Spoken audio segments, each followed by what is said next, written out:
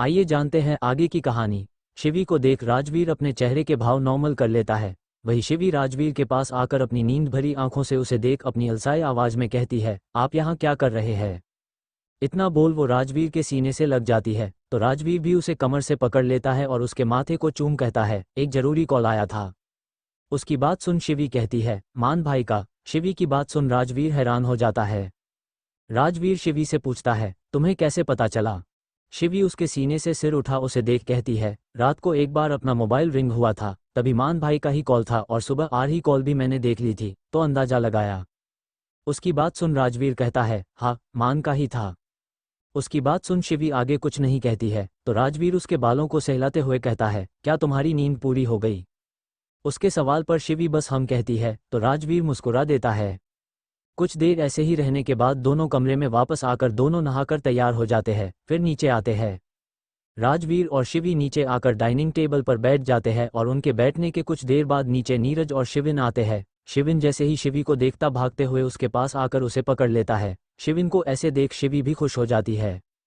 शिवी उसके सिर को सहला पूछती है, कैसा है मेरा बच्चा?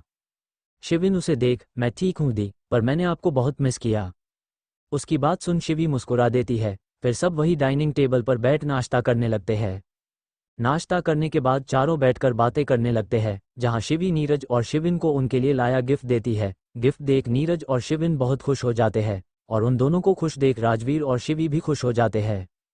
कुछ देर और बीत जाने के बाद शिवी नोटिस करती है कि नीरज कुछ शांत लग रहा है। उसे ऐसे देख शिवी पूछती है, नीरज? नीरज शिवी को देख, हाँ भाभी। शिवी पूछती है, कुछ हुआ है क्या?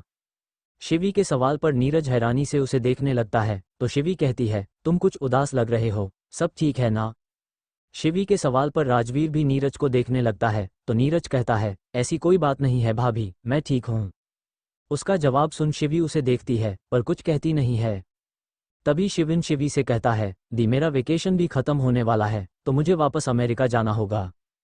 उसकी बात सुन शिवी चौंक जाती है और पूछती है, इतने जल्दी? शिविन उसे देख, जल्दी कहा दी, इतने दिन तो हो गए। उसकी बात सुन शिवी थोड़ी उदास हो जाती है तो राजवीर उसके कंधे पर हाथ रख उसे इशारा कर देता है। शिवी खुद को संभाल शिविन से कहती है, तो कब जाना है?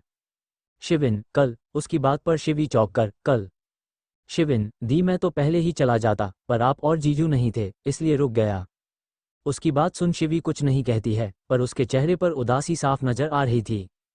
शिवी को उदास देख शिविन अपनी जगह से उठ उसके पास आकर उसकी गोद में बैठ जाता है। फिर शिवी के गाल पकड़ कहता है, दी आप सड़ मत होइए, मैं जल्दी अपनी पढ़ाई खत्म कर आपके पास आऊँगा, फिर कहीं नहीं जाऊँगा। उसकी बात सुन शिवी मुस्कुरा देती है। शिविन आगे कहता है, वैसे भी मुझे आपकी फिक्र नहीं है, जीजू है आपको संभालने के लिए, बस आप जीजू को ज़्यादा मत सताना। उसकी बात सुन राजवीर हंसने लगता है। वही शिवी शिविन को घूरते हुए कहती है, मैं सताती हूँ? उसकी बात सुन शिविन हंसते हुए उसके गले लग जाता है तो शिवी भी मुस्कुरा देती है। दिन ऐसे ही बीत जाता है जहां राजवीर परेशान तो था पर वो ये अपने चेहरे पर नहीं आने देता है। कल शिविन अमेरिका जाने वाला था तो आज शिवी उसका बैग और बाकी की चीजें पैक कर रही थी। वहीं नीरज के साथ बैठा शिविन उसे कहता है, आपको दी और जीजू को सब बता देना चाहिए। उसकी बात सुन नीरज कहता है, मैं उसे अपने दिल से निकाल चुका हूं और ये सब भाई भाभी को बता परेशान नहीं करना चाहता। उसकी बात सुन शिविन उसे देख, मैं छोटा जरूर हूं पर सब समझता हूं, मुझे पता है आप उस आंटी से प्यार करते हो। उसकी बात सुन नीरज एकदम से कहता है, आंटी मत बोलो उसे अच्छा नहीं लगेगा। इतना बोल वो एकदम से चुप हो जाता है तो वही शिविन के चेहरे पर एक लंबी मुस्कान आ जाती है। नीरज जानता था शिविन की भले ही उम्र कम है पर वो बहुत तेज है, उसे सामने वालों से उसकी दिल की बात निकलवाना आता है। इसलिए वो शिविन के पास से उठते हुए कहता है, तुम्हारे साथ बैठकर बात करना बहुत खतरनाक है। इतना बोल वो वहां से शिवी के पास जाता है तो शिविन हंसने लगता है। रात बीत जाती है और अगला दिन आता है। आज शिविन अमेरिका जा रहा था और उसे छोड़ने एयरपोर्ट पर शिवी, राजवीर और नीरज भी जा रहा था। सब जल्दी जल्दी तैयार होकर नाश्ता कर एयरपोर्ट के लिए निकल जाते हैं। नीरज गाड़ी चला रहा था और उसके साथ वाली सीट पर राजवीर बैठा हुआ था। शिवी शिविन के साथ बैक सीट पर बैठी थी।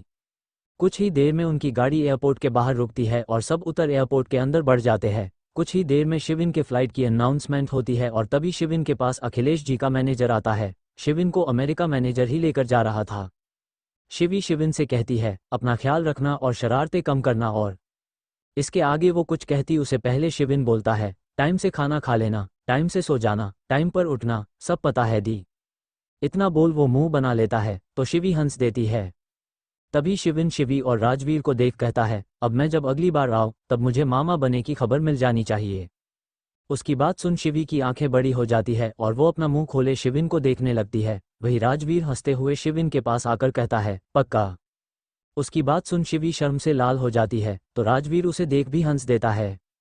यहाँ शिविन नीरज को देख कहता है, और आप जब तक मैं वापस नहीं आता अपनी गर्लफ्रेंड के साथ अपना झगड़ा खत्म कर अपनी शादी की तैयारी करना, पर शादी मेरे आने के बाद ही करना। उसकी बात सुन शिवी और राजवीर हैरान होकर नीरज को देखने लगते हैं तो वही नीरज अपने सिर पर हाथ दे मारता है। नीरज शिविन को घूरता है तो शिविन उसे आंख मार वहां से मैनेजर के साथ चला जाता है। शिविन तो चला गया था पर वो नीरज का भांडा राजवीर और शिवी के सामने फोड़ गया था।